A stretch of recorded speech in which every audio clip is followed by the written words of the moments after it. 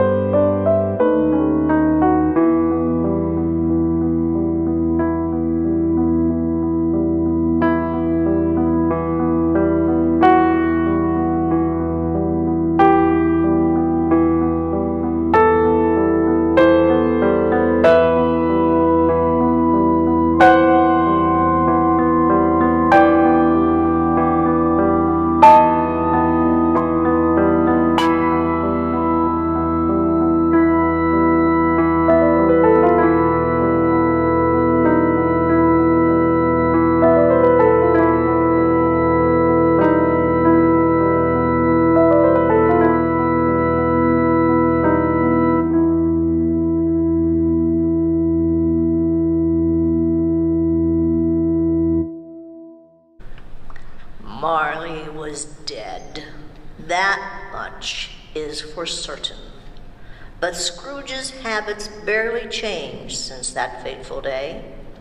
He couldn't even be bothered to attend his partner Jacob Marley's funeral. Some say that is because his real partner is money. You see, old Scrooge has a way about him. External heat and cold had little influence on Scrooge, and darkness is cheap, and that's how he prefers it. He was a tight-fisted hand at the grindstone, Scrooge, a squeezing, wrenching, grasping, scraping, clutching, covetous old sinner, hard and sharp as flint, from which no steel had struck out generous fire, secret and self-contained, and solitary as an oyster.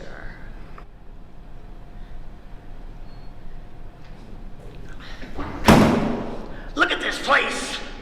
All the lights and the heat!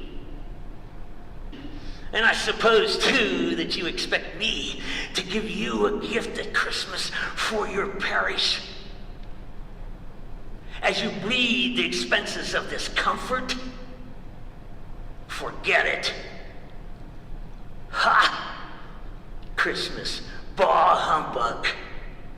And every little idiot that's running around with Merry Christmas jumping from his lips.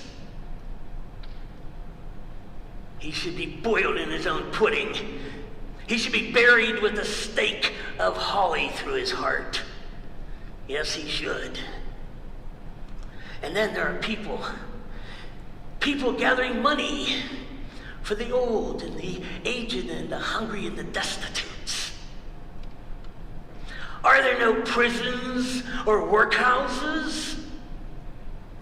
I pay my taxes, and that should be enough.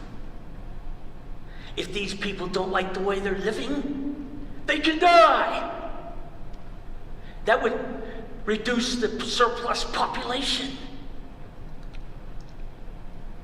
I don't make merry at Christmas. I can't afford to have idle people making merry either. I support these establishments. I pay plenty in taxes. And if that's the way these people should go, if they are badly off, they should go there. Even my employee thinks that I should be the sole provider of all the charities, even to give him time off, paid time off to celebrate Christmas. It is a business day. God doesn't take Christmas off. The world is still turning. I should be able to make a profit. I remember the first shilling that Jacob and I made. I still have it hanging on the wall in my office, reminding me of how much money we made. Christmas, a season of drunken noise. We forget all that we have worked for. I wish, if I had my wish, I would wish that you people would take Christmas and all your charities and leave me alone. Now I've got things to do. Good day. I mean, good day.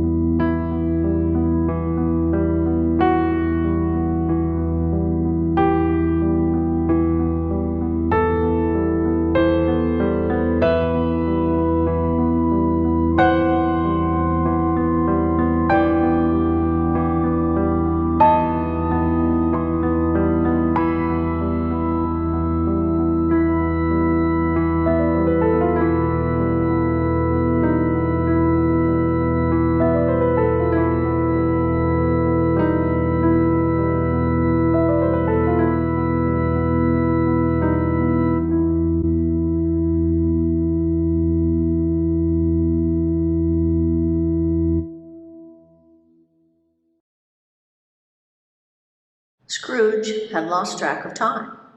It was as if his clock had just chimed 1 a.m., but that was what seemed hours ago.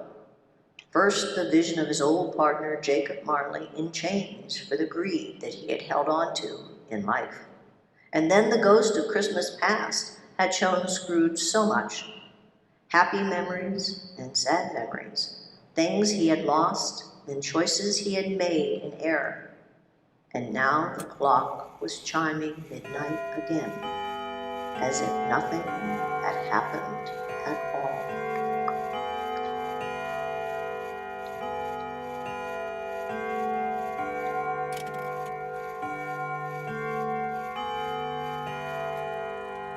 Mother Fanny, old Fezziwig,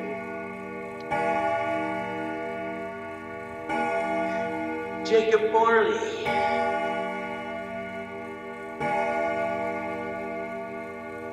Bell,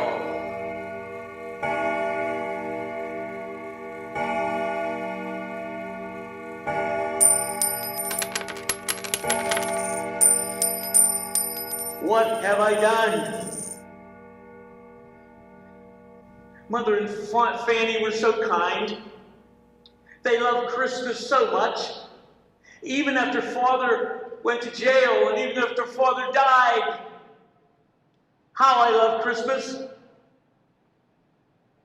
I seem to grow out of Christmas.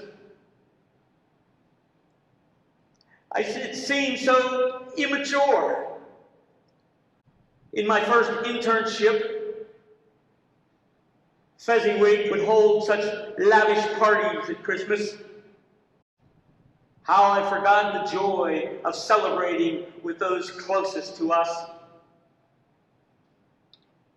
But we would set himself back months just to be able to see a smile on everyone's face. What a fool. Eventually, he would lose his bank. But what a windfall for Jacob and me. It was at that last party we would start our firm. We would start off small, but we would grow, and grow we did. There were memories which which I don't like to think about. I hate seeing my nephew Fred and my sister Fanny, who died in childbirth, and seeing him in such pain. I wish he'd just leave me alone. I think he's just hoping that I would die and he would have my wealth. The Spirit told me that to understand the present, I must understand the past. Belle, I've forgotten how beautiful. And she did not want anything extravagant. It was just enough for her to be loved. But I needed to provide for her like my father hadn't provided for my mother. And no matter how hard I worked, it didn't seem to impress her. But it was the only way I knew how to show my love. My love of money would chase her away. Through the years, I recall the days of not having or not finding a home, a family.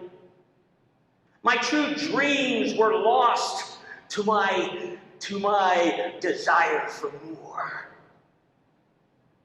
I recall these days, only seeing the pain in my business successes, but I never considered the love that I pushed away in living this way. No, I can't trust my senses. Such as little things can affect them. A slight disorder of my stomach makes me cheat. A piece of undigested beef, a blot of mustard, a crumb of cheese, a fragment of an overdone potato. There is more to gravy than to grave in these visions.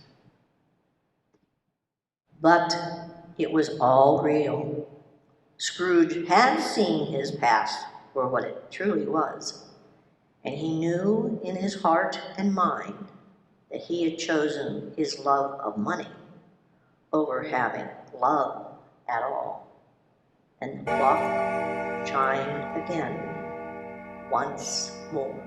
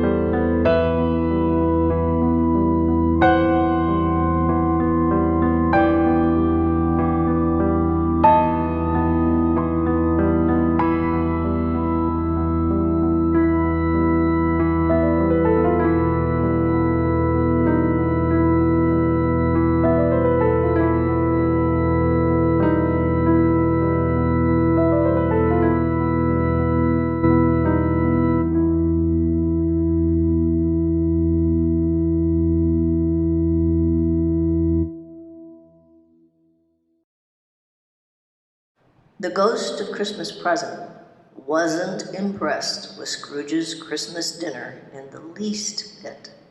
Gruel was no way to celebrate Christmas, and Scrooge could have been celebrating with the best of foods. But that had never even crossed Scrooge's mind. Then again, the ghost of Christmas Present would show Scrooge many things that he had never thought about. Who would have thought that the Cratchit had such a large family? His wife and 4 kids. I didn't know there was more than one. I didn't even know that the young boy was ill.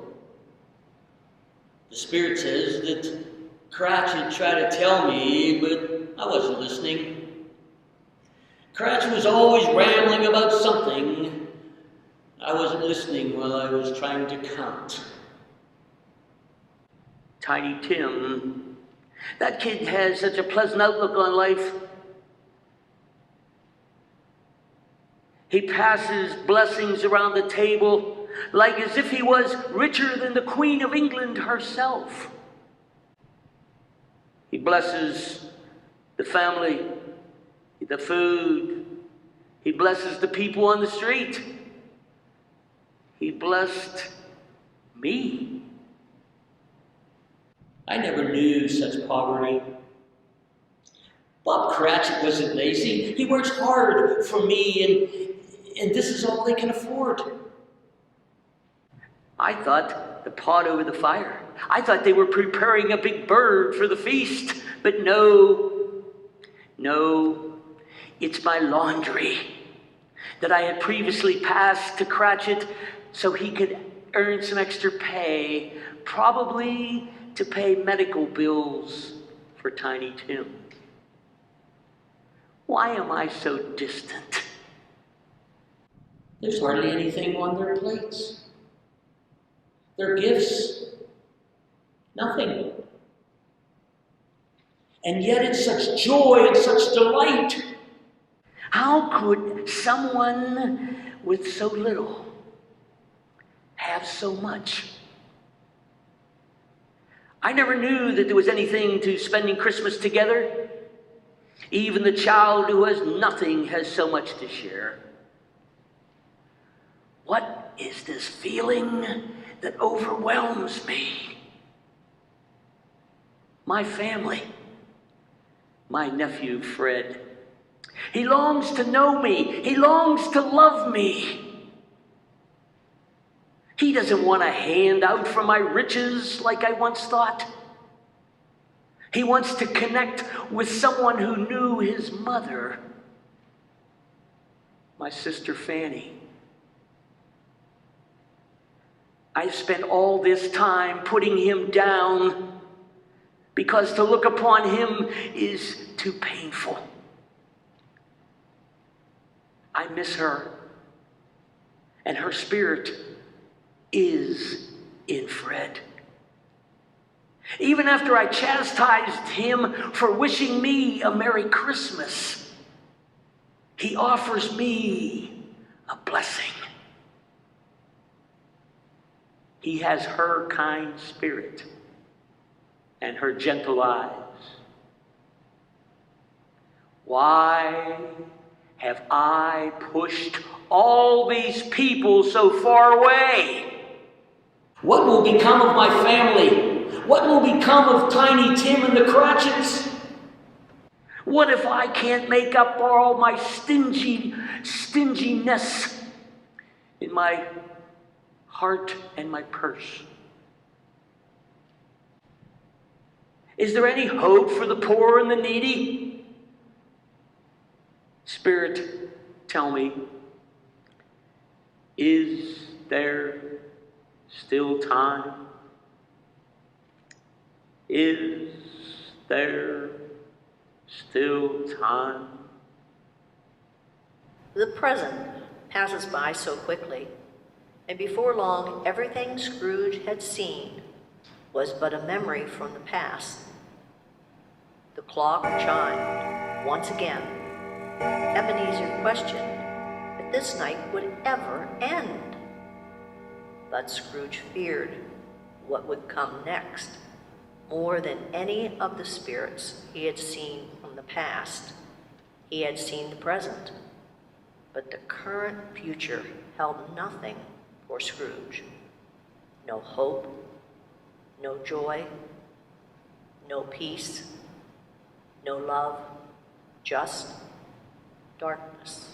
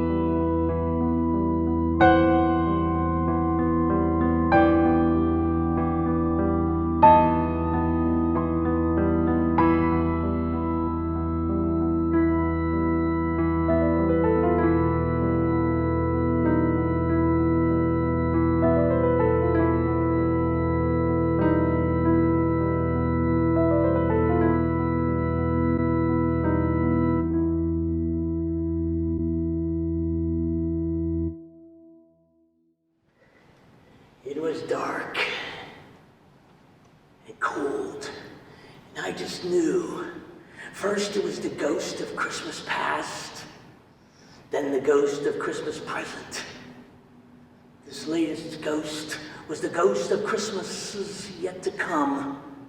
I feared this ghost more than any specter I had seen. But as I knew the Spirit's purpose was to do me good, and as I hoped to live to be another man, from what I was prepared to bear its company and do it with a thankful heart. The third ghost showed me what people would have thought of my stingy, empty living after I passed. I thought that I didn't care what other people thought, but it hurt and it scared me in ways that I never considered. It never bothered me to tell someone to leave me alone, or when I didn't have sympathy for their excuses of their poor living, all because it only made me richer. I had traded my loving relationships for my riches. My whole life I thought of making wise and meaningful business decisions, and now I realized that I was simply making the devil's deal. The worst deal that I had ever made, and the deal that was the cornerstone for the business that was Marley and Scrooge. But now I saw things as they truly were. I did care. I do care. Not only was it hard for me to hear those who had worked for me and what my maids would think of me when I died, but it was hard for me to come face to face with my own legacy and not have a single sympathetic ear. No one would come to Ebenezer Scrooge's funeral, and I can't blame them. I wouldn't have shown up for such a rush. I had worked so hard pushing people away. I often would speak to people about how life is not fair. It isn't fair. I saw that as the Spirit showed me Tiny Tim's death, that he would have the same fate as I. A real cheap funeral. I was covetous. I was greedy. I was wretched. But Tiny Tim was innocent and giving, and he was blessing to all those who would come in contact with him. Tiny Tim didn't deserve a cut-rate burial, but that's all his family could afford. Say, it isn't too late, Spirit. If I can I change the path that is set for this boy and his family? Can I not change my own heart for the betterment of my family, my friends, and my community? Spirit, are these shadows to come set? Or are they simply a warning of things that would come to be? But the Spirit couldn't speak to me, for nothing is set. If the Spirit would speak it out loud, he would be predestining the future. In a moment of presence, the Spirit of future would remain silent and show me warning after warning. The shadows of what would come if changes didn't occur. And as this nightmare of what could continue, it even ended with Tim's death and Tiny Tim's and my headstones. The ultimate cost of my greed. If I knew, if given the chance, I must do all in my power to carry the spirit of Christmas past, Christmas present, and Christmas future in my heart always. But I still wasn't sure I would be given the chance to make things right again, that I deserved this chance. I wouldn't have previously offered it to myself.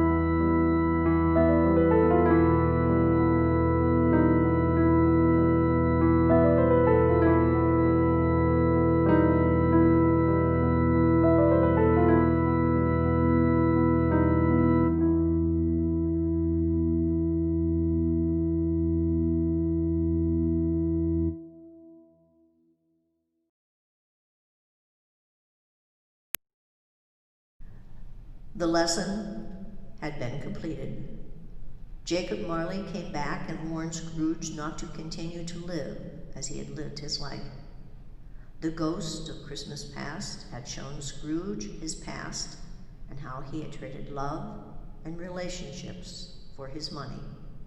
The ghost of Christmas present had shown Scrooge how, despite his riches, how he was actually poor in love. He showed him the Cratchit family and how his neglect continued to keep Tiny Tim ill and sick. And the ghost of Christmas yet to come had terrified Scrooge, showing him his own death and Tiny Tim's death. And Scrooge was committed to living a different life, if only he would be gifted the opportunity to make the difference in his life. Scrooge awakes excited to greet the new day. Excuse me, what day is it? Christmas Eve? How could it be? I mean, Merry Christmas. Of course it's Christmas. The spirits can do whatever they please. They have given me this gift, this message, and allowed me to have this Christmas as an opportunity to prove that I have been changed, and change I must. I will honor Christmas in my heart and try to keep it there all year. I will live in the past, and the present, and the future. The spirits of all three shall strive within me. I will shut out. I will not shut out their lessons that they teach. I must get to the market. I plan to buy Cratchit, the biggest Christmas bird he has ever seen, for his wonderful family. And I must prepare to make amends to my nephew Fred and his guests. It is going to be a busy day. A busy day. But let me show thanks to you. When I first came to this place, I did so unannounced. I came in cold and broken. I can't imagine what you must have thought. Please, let me help your mission. Not with just a monetary donation, but with my own story. That you might learn the same lessons that I've learned. That you might receive the true spirit of Christmas, which is this day for change, to reorder one's heart, to look out for every man and woman. The gift of this new day of true renewal is the true gift of Christmas. And so I beg you that you might live Christmas every day. Just as the spirits of all three shall strive within me. Oh, Jacob Marley in heaven, and Christmas time be praised for this. I say it on my knees. Merry Christmas to you and yours, and may God bless us, everyone.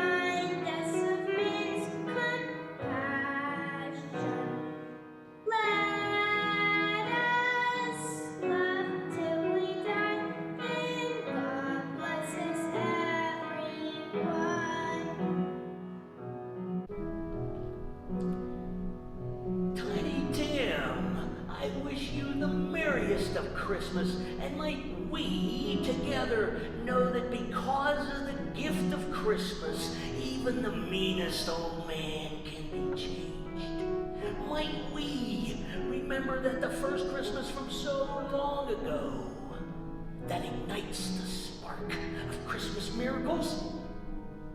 That in our present that we might still feel the power of that babe to Bethlehem. That babe came to offer us a new start. And might we keep that spirit in our heart each and every day.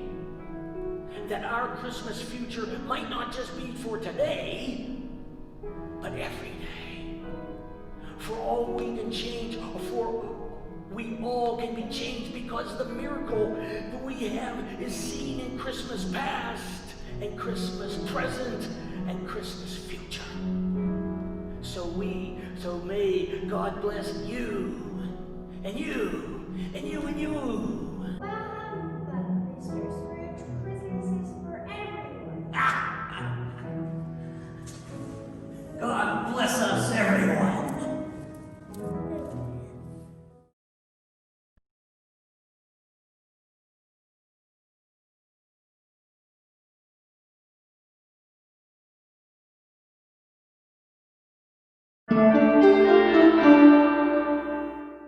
Check 1, 2.